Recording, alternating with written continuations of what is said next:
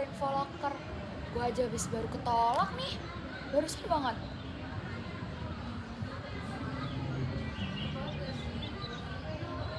Nah, itu dia ngopi. Gue suntuk banget, pusing. Agni juga ngajakin sih ntar malam. Yaudah ntar malam ya, gas.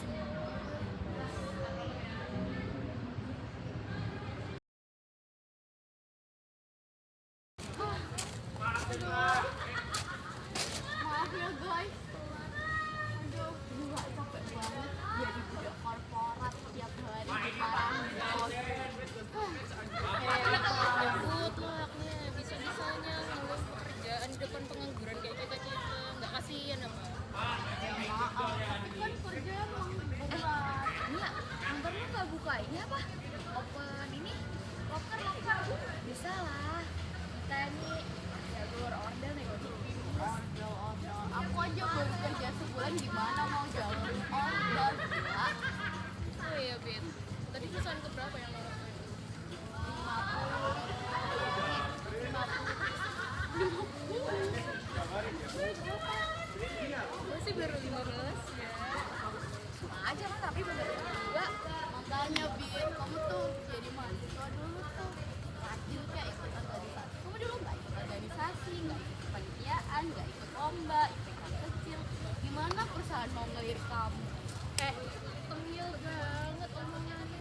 Gue nih ya, yang udah jadi menteri di BEM, udah ikut student exchange, udah ikut kepanitiaan, ikut lomba nasional, IPK 3,8, masih aja susah nyari kerja loh. Cari kerja tuh emang susah, iya kan? Itu sih berarti tergantung. Halo. Dia pesen kopi udah ngasih beres. Ayah, ini kopinya.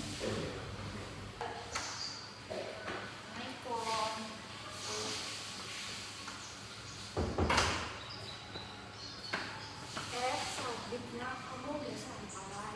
Udah, Bu. Gimana nak? Udah dapet kerjanya belum? Belum ya, maaf ya. Biasanya dari kerja sekarang ditolak terus. Ya, nggak apa-apa ya, Mas. Jangan putus asa, tapi mencoba lagi ya, Mas. Bener itu kata ibu kamu. Mending jangan berpikir yuk.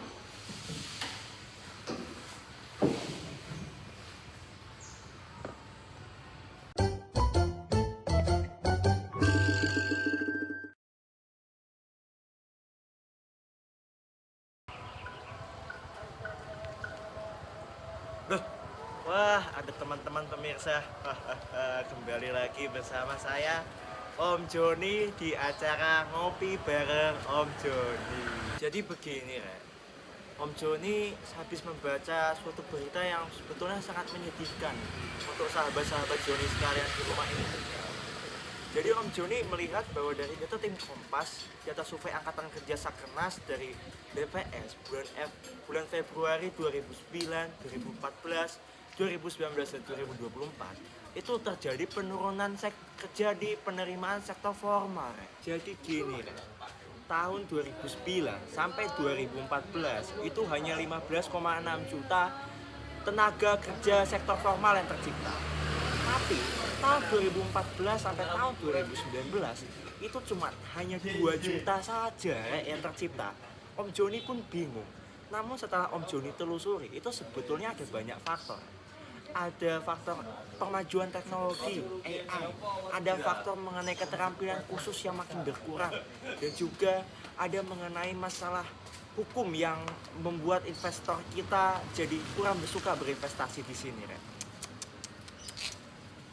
Dan begini, Ren, Om Joni juga melihat dari segi jumlah graduate yang lulus itu terjadi peningkatan, Ren, sebetulnya menjadi 7,1 juta di tahun 2022. Nah, tetapi dari jumlah itu hanya sekitar 967.000 orang aja, Rek, yang diterima di bagian sektor formal. Tuh, sangat miris sekali, Rek. Jadi gini, Rek, kalau Om Joni bisa saran ke sahabat-sahabat Joni sekalian yang ada di rumah, mungkin karena saking ketatnya untuk mencari pekerjaan saat ini ya, Rek, ya, dan juga teknologi sudah semakin berkembang, mungkin ada baiknya untuk sahabat-sahabat Joni yang masih muda ini mempelajari bagaimana perkembangan zaman itu, supaya sahabat Joni juga bisa mengikuti perkembangan zaman itu dengan baik.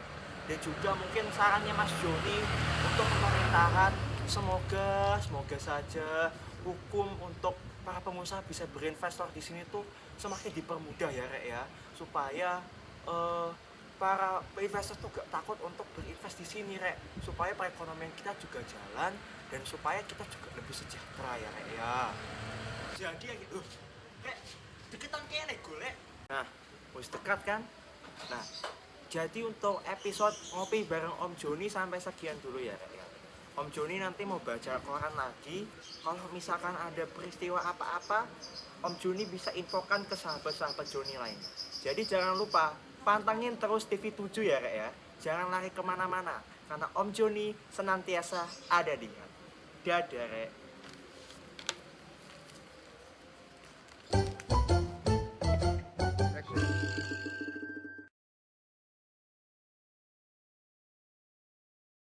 Oke, jadi setelah melihat cerita tadi, mungkin kita bisa sedikit mengambil kesimpulan ya.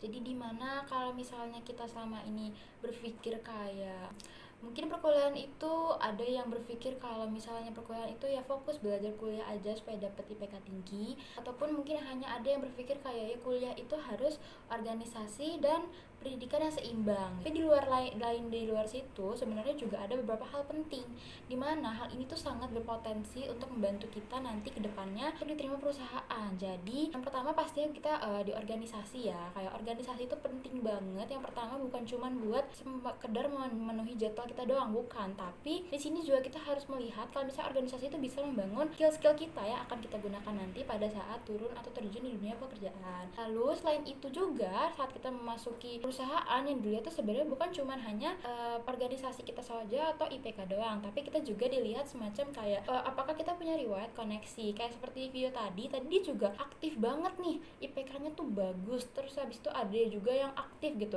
tapi dia juga tetap gak diterima. Sebenarnya kenapa sih? Mungkin bisa kita lihat lagi di situ sebelumnya tidak ada diceritakan kalau misalnya tuh selama organisasi ini dia tuh mengikuti organisasi untuk mendapatkan apa gitu. Jadi kayak organisasi ini juga harus kita pikir-pikir ulang, organisasi kita masuki ini apakah dia bisa memberikan koneksi untuk kita ke depannya, karena sebenarnya di era sekarang ini koneksi itu juga salah satu hal yang penting, tapi bukan koneksi semacam orang dalam atau bagaimana ya, tapi koneksi yang dimaksud adalah saat kita berorganisasi dan punya semacam project-project yang kita terapkan di luar dari perkuliahan gitu, itu sebenarnya bisa aja kita mendapatkan koneksi-koneksi dari perusahaan-perusahaan. Nah, koneksi inilah yang nantinya digunakan pada saat kita sudah lulus dan ingin melamar pekerjaan. Jadi seperti lebih cepat gitu karena sudah punya semacam backtrack gitu yang bagus di mata perusahaan tersebut. Lalu juga di sini ada semacam saran juga pastinya untuk pemerintah, karena di mana lapangan pekerjaan Indonesia ini yang di mana mahasiswa tuh kayak setiap lulusannya tiap tahun itu pasti ada lulusan gitu, dan itu nggak banyak, itu bener-bener banyak gitu, nggak sedikit jumlahnya. Sementara lapangan pekerjaan di Indonesia itu masih belum terlalu stabil gitu, jadi kayak masih ada perbedaan yang yang kurang sinkron gitu. Jadi kayak lulusannya banyak tapi lapangan pekerjaannya itu tidak sebanyak itu gitu, tidak banyak sesuai dengan mahasiswa ataupun lulusan pada tahun tersebut, padahal setiap tahun itu pasti ada lulusan terus gitu. Jadi di sini perannya pemerintah untuk memperbanyak atau kepeduliannya untuk menciptakan lapangan kerja yang baru.